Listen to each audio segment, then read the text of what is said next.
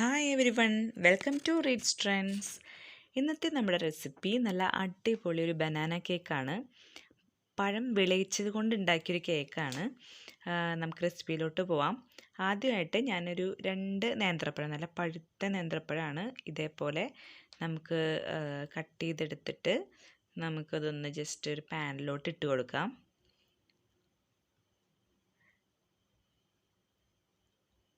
2 പഴം മതിയാവും കേട്ടോ. നമ്മുടെ പഴുപ്പനുസരിച്ചാണ് നമുക്കിത് വേണ്ടത്. നല്ല പഴുത്ത പഴമാണെങ്കിൽ നല്ല ടേസ്റ്റ് ആയിരിക്കും. എപ്പോഴും പഴുത്തത് നോക്കി എടുക്കാൻ നോക്കുക. നമുക്ക് ഇതിലോട്ട് ഒരു കുറച്ച് പഞ്ചസാര നമ്മുടെ ഒരു അളവിനനുസരിച്ച് മതി. അതായത് ഇത് നല്ല പഴുത്ത പഴമാണെങ്കിൽ കുറച്ച് പഞ്ചസാര ഇടാം. അതനുസരിച്ച് നമ്മുടെ ടേസ്റ്റ് അനുസരിച്ചിട്ട് പഞ്ചസാര, ചിലർക്ക് അധികം മധുരം ഇഷ്ടമുണ്ടാവില്ല, അപ്പോൾ പഞ്ചസാര വേണമെങ്കിൽ പഞ്ചസാര തന്നെ ഒഴിവാക്കാം കേട്ടോ, ഒരു കുഴപ്പമില്ല ഇട്ടില്ലേലും. ഇനി ഇതിലോട്ട് ഇടേണ്ടത് ഒരു ടേബിൾ സ്പൂണിനോളം ഒരു ബട്ടർ ഇട്ട് കൊടുക്കുക. ബട്ടർ ഇട്ടിട്ട് നല്ല പോലെ ഒന്ന് ഇളക്കി ഇതൊന്ന് ഇതിനോടൊന്ന് കൂട്ടി യോജിപ്പിക്കുക. ശരിക്കും നമ്മൾ വിളയിച്ചെടുക്കുക, അത് തന്നെയാണ് ചെയ്യുന്നത്. നല്ലപോലെ ഇതൊന്ന് ഉടഞ്ഞ പരുവത്തിലായിട്ട് കിട്ടണം. നമുക്കിതിൻ്റെ ബാറ്ററിൻ്റെ കൂടെ ഇട്ട് അടിക്കേണ്ടതാണ്. അപ്പോൾ നമുക്ക് നല്ലപോലെ ഇതൊന്ന് വേവിച്ചൊരു പരുവമായിട്ട് എടുക്കണം. എത്ര ടൈം എടുത്താലും കുഴപ്പമില്ല, നമുക്ക് നല്ലപോലെ. ഞാനിതിപ്പോൾ ലോ ഫ്ലെയിമിൽ തന്നെയാണ് ഇട്ടിരിക്കുന്നത്. തീരെ സിമ്മല്ല കേട്ടോ, മീഡിയത്തിലെങ്കിലും ഇട്ടിട്ട് ചെയ്യുക. നല്ല പോലെ ഇത് ഇളക്കി കൊടുക്കുക. പഴം വെച്ചിട്ട് എനിക്കിത് ഒത്തിരി ഇഷ്ടപ്പെട്ട ഒരു കേക്കാണ്. ഞാൻ കുറച്ച് പേർക്കൊക്കെ ഇത് കൊടുത്തിട്ട് അവർക്കൊക്കെ വളരെയധികം ഇഷ്ടപ്പെട്ട ഒരു കേക്കാണ്. നിങ്ങളും എന്തായാലും ഒന്ന് ട്രൈ ചെയ്ത് നോക്കുക.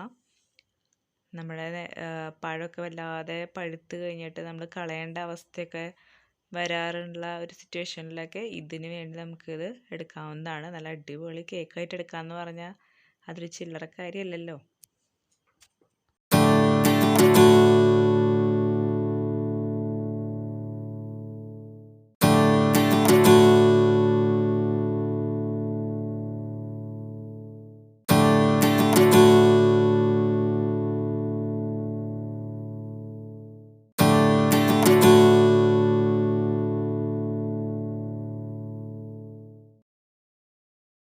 ഇവിടുത്തെ പഴം ഏകദേശം റെഡി ആയിട്ടുണ്ട്. ഞാനിത് ചെറുതായി ഒന്ന് ഉടച്ച് കൊടുക്കുന്നുണ്ട്. ഏകദേശം ഈ പരുവമൊക്കെ ആകുമ്പോൾ നമുക്ക് ഫ്ലെയിം ഓഫ് ചെയ്ത് ഈ പഴം മാറ്റി വയ്ക്കാം. ഞാൻ അതേ പാനിലേക്ക് തന്നെ കുറച്ച് പഞ്ചസാര ഇട്ട് കൊടുക്കുന്നുണ്ട്. 3 ടേബിൾ സ്പൂണോളം പഞ്ചസാര എടുത്തിട്ട് ഞാനിതൊന്ന് കാരമലൈസ് ചെയ്തെടുക്കുന്നുണ്ട്. എപ്പോഴും ഇത് ചെയ്യുമ്പോൾ ശ്രദ്ധിക്കുക, പഞ്ചസാര കരിഞ്ഞു പോകാതെ ഒന്ന് ഇരിക്കണം. അപ്പോൾ ഹൈ ഫ്ലെയിമിലിട്ട് ഒരു കാരണവശാലും ഇത് ചെയ്യരുത്. കുറച്ച് ടൈം എടുത്താലും കുഴപ്പമില്ല, എപ്പോഴും ലോ ഫ്ലെയിമിലിട്ട് തന്നെ ചെയ്യുക. ചെറുതായിട്ടൊന്ന് ഇളക്കി കൊടുത്താൽ നല്ലതായിരിക്കും. കുറച്ചൊന്ന് എല്ലായിടത്തേക്കും സ്പ്രെഡായി കഴിഞ്ഞാൽ ഒന്ന് പെട്ടെന്ന് ആവാൻ സഹായിക്കും. അപ്പോൾ അത് പ്രത്യേകം ശ്രദ്ധിക്കുക. നല്ല ലോ ഫ്ലെയിമിലിട്ട് വളരെ ക്ഷമയോടുകൂടി തന്നെ പഞ്ചസാര കാരമലൈസ് ചെയ്തെടുക്കുക. ഒരുപാട് റെസിപ്പീസിന് ആവശ്യം വരുന്നൊരു കാര്യമാണിത്, കാരമലൈസ് ചെയ്യുന്നത്. ഓവറായിട്ട് കാരമലൈസ് ആയി കഴിഞ്ഞ് കഴിഞ്ഞാൽ അതൊരു കൈപ്രസം വരും. അപ്പോൾ അതുകൊണ്ട് തന്നെ കറക്റ്റായിട്ട് നമ്മൾ നോക്കി തന്നെ ചെയ്യണം. ഇപ്പോൾ ഇത് കാരമലൈസായി വരുന്നുണ്ട്. ഞാൻ കുറച്ചുകൂടി ഒന്ന് ഇളക്കി കൊടുക്കുകയാണ്. ഇനി ഇതിലോട്ട് ഞാനൊരു 1/4 കപ്പോളം വെള്ളം, സാധാ വെള്ളം നമ്മൾ ഒഴിച്ച് കൊടുക്കുകയാണ്. അപ്പോൾ കണ്ടില്ല, ആ കാരമലൈസ് ആയത് പെട്ടെന്ന് അതിൻ്റെ ആ സ്റ്റേറ്റ് അങ്ങ് മാറി. എന്നാലും കുഴപ്പമില്ല, നമ്മൾ ആ ചൂടിൽ അതൊന്നിയും അലിഞ്ഞ് ആ വെള്ളത്തിൽ അങ്ങ് ചേരും. അത് നല്ലപോലെ ഇതേ കണ്ടില്ലേ, ഇപ്പോൾ കറക്റ്റായിട്ട് അത് കാരമലൈസായി വന്നിട്ടുണ്ട്. ഇത് നമുക്ക് എടുത്തൊന്ന് മാറ്റി വയ്ക്കാം. ഇതിൻ്റെ ചൂടൊക്കെ ഒന്ന് ആറട്ടെ അവിടെ ഇരുന്നിട്ട്. ഓക്കെ, അപ്പോൾ നെക്സ്റ്റ് നമുക്ക് കേക്കിന് വേണ്ട ഡ്രൈ ഇൻഗ്രീഡിയൻസൊക്കെ ഒന്ന് ആഡ് ചെയ്ത് കൊടുക്കാം. അതിലേക്ക് 1 കപ്പ് മൈദയാണ് ഞാൻ എടുത്തിരിക്കുന്നത്. 1 കപ്പ് മൈദ എന്ന് പറയുമ്പോൾ ഞാനിവിടെ ഒരു ബനാന കേക്ക്, അതുപോലെ 2 കപ്പ് കേക്ക്സ് കൂടി ഉണ്ടാക്കുന്നുണ്ട്. അതിനാണ് 1 കപ്പ് മൈദ എടുത്തത്. പിന്നെ ഞാൻ 1 ടീസ്പൂൺ നമ്മൾ സാധാരണ ഇടാ പോലെ ബേക്കിംഗ് പൗഡറും, അതേപോലെ ഒരു 1/4 ടീസ്പൂൺ ബേക്കിംഗ് സോഡയും മിക്സ് ചെയ്തിട്ടുണ്ട്. അടുത്തതായിട്ട് നമുക്ക് നേരത്തെ വിളയിച്ച് വെച്ചിരുന്ന പഴം നമുക്കെല്ലാം എടുത്തിട്ട് ഒന്ന് മിക്സിയുടെ ജാറിലിട്ട് നല്ലപോലെ ഒന്ന് അടിച്ചെടുക്കാം. നമുക്ക് നല്ലൊരു സ്മൂത്തായിട്ട് അടിച്ചെടുക്കണം. നമുക്കത് നമ്മുടെ ബാറ്ററിലോട്ട് തന്നെ നമ്മൾ ഡയറക്റ്റ് ആഡ് ചെയ്യുന്നുണ്ട്. അതേപോലെ തന്നെ നമ്മുടെ ക്രീമിലോട്ടും ആഡ് ചെയ്യുന്നുണ്ട്. സോ നന്നായിട്ടൊന്ന് അടിച്ചെടുക്കണം.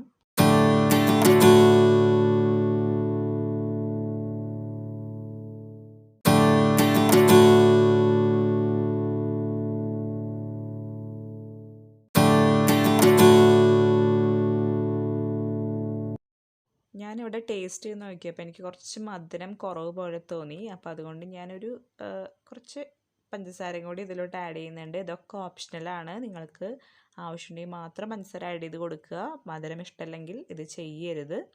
എന്നിട്ട് നല്ലപോലെ അടിച്ചെടുക്കുക. കണ്ടില്ലേ, ഈ ഒരു പരുവമായിരിക്കണം. ഈ കുട്ടികൾക്കുടെ കുറുക്കൊക്കെ ഉണ്ടല്ലോ, ഏകദേശം ഈ പരുവം അങ്ങനെ ആയിട്ട് നമുക്കിത് കിട്ടണം.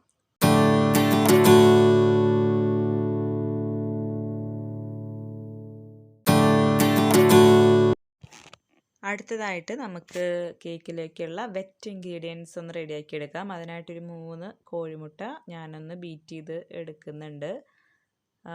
നല്ല പോലെ ഇതൊന്ന് ബീറ്റ് ചെയ്ത് ഫ്ലഫി ആക്കി എടുക്കണം. അതിനായിട്ട് ഇതിലോട്ട് കുറച്ച് ഉപ്പ് ഇട്ട് കൊടുത്തിട്ടൊന്ന് ബീറ്റ് ചെയ്താൽ മതിയാവും കേട്ടോ. ഞാൻ ഉപ്പ് ഇട്ട് കൊടുത്ത് കാണിച്ചിട്ടില്ല ഇതിൽ, പക്ഷേ ഉപ്പിട്ട് കൊടുത്തിട്ട് നല്ല പോലെ ഒന്ന് ബീറ്റ് ചെയ്താൽ നല്ല വൈറ്റ് കളറിൽ ഇതിങ്ങനെ ഫ്ലഫി ആയി വരുന്നത് കാണും. പിന്നെ പറയാൻ വിട്ടുപോയൊരു കാര്യം, റൂം ടെമ്പറേച്ചറിലുള്ള മുട്ടയായിരിക്കണം. ഒരു കാരണവശാലും ഫ്രിഡ്ജിൽ വെച്ചിട്ടുള്ള മുട്ട എടുത്തിട്ട് കേക്ക് ഉണ്ടാക്കരുത്. മുട്ട മാത്രമല്ല, ഒരു സാധനങ്ങളും ഫ്രിഡ്ജിൽ വെച്ചത് എടുക്കരുത്. ഇതിലോട്ട് ഞാനിപ്പോൾ ഒരു ടീസ്പൂണോളം വാനില എസൻസ് ആഡ് ചെയ്ത് കൊടുത്തിട്ടുണ്ട്. ഇത് ശരിക്കും വാനില എസൻസ് ആഡ് ചെയ്യുന്നത് തന്നെ മുട്ടയുടെ ആ ഒരു മണം മാറിക്കിട്ടാനാണ്. അപ്പോൾ നിങ്ങൾക്ക് ഒന്ന് ടേസ്റ്റ് ചെയ്ത് നോക്കുക. എന്നിട്ട് ഇനിയിപ്പോൾ മുട്ടയുടെ മണം മാറിയിട്ടില്ല എന്നുണ്ടെങ്കിൽ ഒരു 1.5 ടീസ്പൂണൊക്കെ വരെ വാനില എസൻസ് ആഡ് ചെയ്ത് കൊടുക്കാവുന്നതാണ്.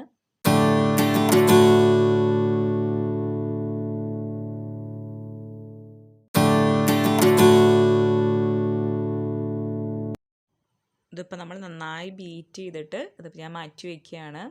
ഇതിപ്പോൾ കണ്ടില്ലേ, ഈ പരിവാവണം. ഇനി ഇതിലോട്ടാണ് നമ്മൾ നേരത്തെ അടിച്ചു വെച്ചിരിക്കുന്ന മിക്സിയുടെ ജാറിൽ അടിച്ചു വെച്ച ആ പൾപ്പ്, ബനാന പൾപ്പ് ഞാൻ ഇത് ആഡ് ചെയ്ത് കൊടുക്കുകയാണ്. ഓരോ സ്പൂണായിട്ട് ഇതിങ്ങനെ ആഡ് ചെയ്ത് കൊടുക്കുക. നല്ല ടേസ്റ്റാണ് കേട്ടോ ഈ ഒരു മിക്സിന് തന്നെ. നമുക്ക് ശരിക്കും ഒരു പഴത്തിൻ്റെ ടേസ്റ്റ് നല്ല പോലെ ഉണ്ട്. ഇനി ഇതിലോട്ട് ഞാൻ നേരത്തെ നമ്മൾ കാരമലൈസ് ചെയ്ത് വെച്ച ആ ഷുഗർ, ആ ഒരു ടേസ്റ്റും കൂടി അതിൽ ചേർന്നാൽ നല്ല രസമായിരിക്കും. ആ ഒരു കാരമലൈസ് ചെയ്ത ഷുഗറും കൂടി ഇട്ട് ഞാനൊന്ന് അടിച്ചെടുക്കുകയാണ്. നല്ലപോലെ ഒന്ന് കുറച്ചുകൂടി അത് ഫ്ലഫി ആവും. അത് നല്ലപോലെ ഒന്ന് അടിച്ചെടുക്കാം.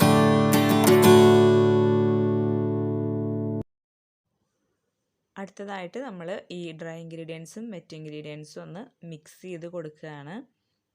ഇത് ഓവർ മിക്സിങ് ഒന്നും ആയി പോവരുത്. ജസ്റ്റ് കുറച്ച് പൊടി ഇടുക. അതിനുശേഷം നമ്മൾ ജസ്റ്റ് ഒന്നിങ്ങനെ ഇളക്കി കൊടുക്കുക. ഒരുപാട് ഇങ്ങനെ കുത്തി ഇളക്കരുത്. നമുക്ക് ആ ഒരു ബീറ്റ് ചെയ്തിട്ടുള്ള ആ ഒരു പരുവം മാറാതെ തന്നെ നമുക്കിതൊന്ന് മിക്സ് ചെയ്തെടുക്കണം.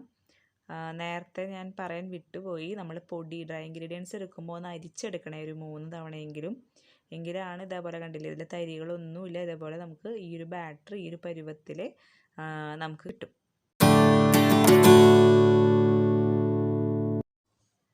ഞാനിവിടെ ഇതിന് വേണ്ട കേക്ക് ടിൻ ഇവിടെ റെഡിയാക്കി വെച്ചിട്ടുണ്ട്. ഞാനൊരു 1/2 kg കേക്കാണ് ഉണ്ടാക്കുന്നത്. സോ ഞാനൊരു ചെറിയ ടിൻ തന്നെയാണ് ഇതിന് വേണ്ടി എടുത്തിട്ടുള്ളത്. നമുക്ക് ഈ ടിന്നിലോട്ട് നമ്മൾ ഉണ്ടാക്കി വെച്ച ബാറ്റർ ഒഴിച്ചു കൊടുക്കാം. ഒരു 3/4 കൂടുതൽ ഇതിൽ ഒഴിക്കരുത് കേട്ടോ. ഹാഫാണ് ശരിക്കും. അത്ര തന്നെ ഒഴിച്ചാൽ മതിയാവും. ഇനിയിപ്പോൾ നിങ്ങൾക്ക് ഇത് നല്ല ഹൈറ്റായിട്ട് ഇത് വരണമെന്നുണ്ടെങ്കിൽ സൈഡിൽ കൂടെ ബട്ടർ പേപ്പർ വെച്ച് കൊടുക്കാം. എനിക്കിപ്പോൾ അത്ര ഹൈറ്റ് ഞാൻ വിചാരിക്കുന്നില്ല, അതുകൊണ്ട് തന്നെ അടിയിൽ മാത്രമാണ് ബട്ടർ പേപ്പർ വെച്ചിട്ടുള്ളത്. ഇനി കപ്പ് കേക്ക് കൂടി ഞാനിതിൽ ഉണ്ടാക്കുന്നുണ്ടെന്ന് പറഞ്ഞല്ലോ. അപ്പോൾ അതിനായിട്ട് ഞാൻ അതിൻ്റെ മോൾഡിലോട്ട് ഈ ബാറ്റർ ഒഴിച്ചു കൊടുക്കുകയാണ്.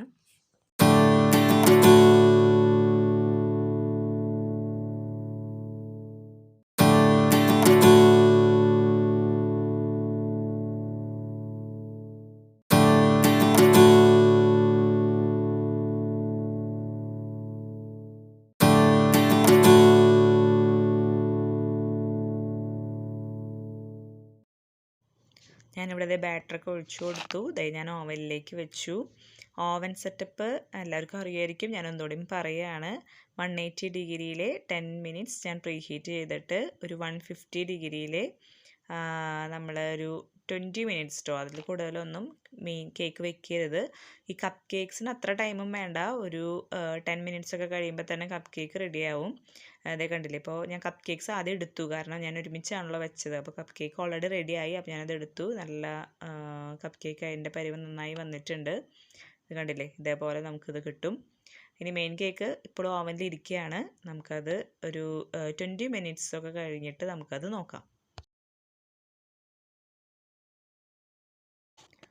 അടുത്തതായിട്ട് നമുക്ക് വിപ്പിംഗ് ക്രീം, ഞാനിതിൽ ഐസിങ് ചെയ്യാനുള്ള വിപ്പിംഗ് ക്രീം ഒന്ന് ബീറ്റ് ചെയ്തെടുത്തു. ഇനി നേരത്തെ അടിച്ചു വെച്ചിരുന്ന പഴത്തിൻ്റെ മിക്സ് ഉണ്ടല്ലോ, അത് നമുക്ക് ഈ വിപ്പിംഗ് ക്രീമിലോട്ട് ഒന്ന് ചേർത്ത് കൊടുക്കാം. ഇങ്ങനെ ഓരോ നമ്മുടെ ടേസ്റ്റ് ഒന്ന് നോക്കിയിട്ട്, ചിലർക്ക് പഴത്തിൻ്റെ ഒരുപാട് ടേസ്റ്റ് ഇഷ്ടമുണ്ടാവില്ല, എന്നാലും ഇതൊരു പ്രത്യേക രസം തന്നെയാണ് കേട്ടോ. വിളയിച്ചതുകൊണ്ടാണ് അതിൻ്റെ ഒരു ടേസ്റ്റ് വ്യത്യാസം നമുക്ക് മനസ്സിലാക്കാം. വെറുതെ റോ ആയിട്ട് പഴം എടുത്തിട്ട് അടിച്ചെടുക്കണതല്ല. സോ അതിൻ്റെ ഒരു വ്യത്യാസം ഉണ്ടാവും. അപ്പോൾ നമുക്കിതേ പഴം കൂടി ചേർത്ത് ഞാൻ ഈ ക്രീം നല്ലപോലെ വിപ്പ് ചെയ്തു. ഇനി കുറച്ച് കപ്പലണ്ടി, തൊലി കളഞ്ഞ കപ്പലണ്ടി വറുത്തത് ഞാനൊന്ന് പൊടിച്ചെടുത്തിട്ടുണ്ട്, ജസ്റ്റ് ഒന്ന് ഫില്ല് ചെയ്യാൻ വേണ്ടിയിട്ട്. അപ്പോഴത്തേക്കും നമ്മുടെ കേക്ക് റെഡി ആയപ്പോൾ ഞാനതൊന്ന് 3 പീസായിട്ടൊന്ന് മുറിച്ച് വെച്ചു. നമുക്കത് ഐസിങ് ചെയ്യാനായിട്ട് ഇനി സ്റ്റാർട്ട് ചെയ്യാം.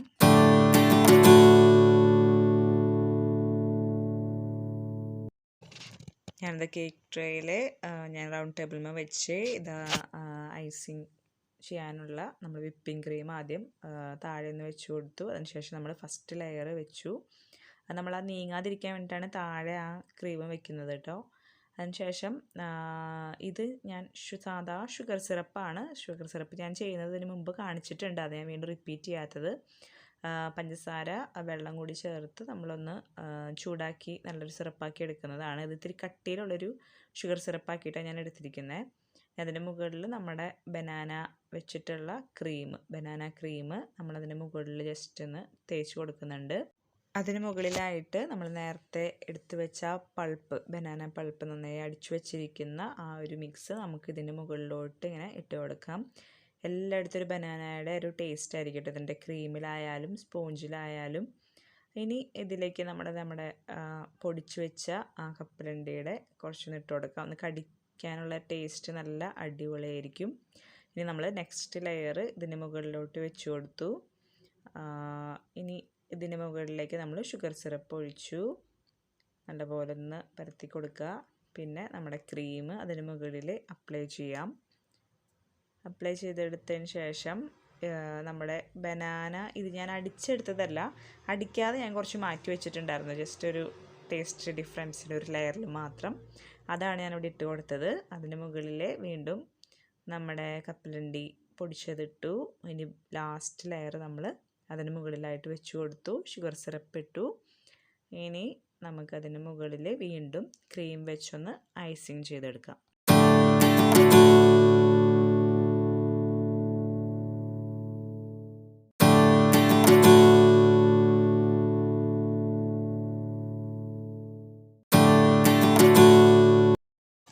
ഞാനിപ്പോൾ അതിൻ്റെ മുകളിലൊരു ഗ്രീൻ, നമ്മുടെ വിപ്പിംഗ് ക്രീമിലൊരു ഗ്രീൻ കളറ് ആഡ് ചെയ്തിട്ട് ഇതേപോലെ ഷേപ്പാക്കി എടുത്തതാണ്.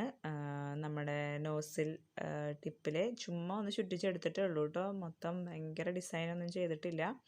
എനിക്ക് കുറച്ച് ടൈം കിട്ടിയില്ല ആ വീഡിയോ എടുക്കാനായിട്ട്, പെട്ടെന്ന് വിട്ടുപോയി. അപ്പോൾ ഇതേപോലെ ചെയ്തെടുത്തിട്ടുണ്ട്. അതിന് മുകളിൽ കുറച്ച് നമ്മുടെ ഷുഗറിൻ്റെ ആ ഡോട്ട്സ് അതും കൂടി ഇട്ട് കൊടുത്തു. അതേ കണ്ടില്ലേ, ലെയേഴ്സ് കണ്ടില്ലേ, ഒരു ലെയറിൽ മാത്രം നമ്മൾ ആ ബനാന അങ്ങനെ ചേർത്തത് കറക്റ്റായിട്ട് കാണാം. നല്ലൊരു അടിപൊളി ടേസ്റ്റാണ്. നിങ്ങളെല്ലാവരും ഈ റെസിപ്പി ട്രൈ ചെയ്ത് നോക്കണം. റെസിപ്പി ഇഷ്ടമായെങ്കിൽ ഈ ചാനൽ ഷെയർ ചെയ്യുക, സബ്സ്ക്രൈബ് ചെയ്യുക, ലൈക്ക് ചെയ്യാൻ മറക്കരുത്. ബൈ.